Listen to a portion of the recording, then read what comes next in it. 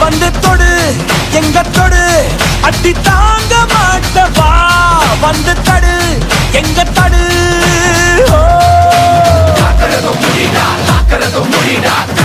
சாகசங்கள் செய்கிறதும் முடிடா வீட்டு என வரணும் இடி போல கொள்ளணும் என்ன இது கெட்டத சம்மரணும் உங்க அப்பாவும் பாட்டம் வந்தா கூட மூச்சு தப்பாதுடா பழிவாங்கதா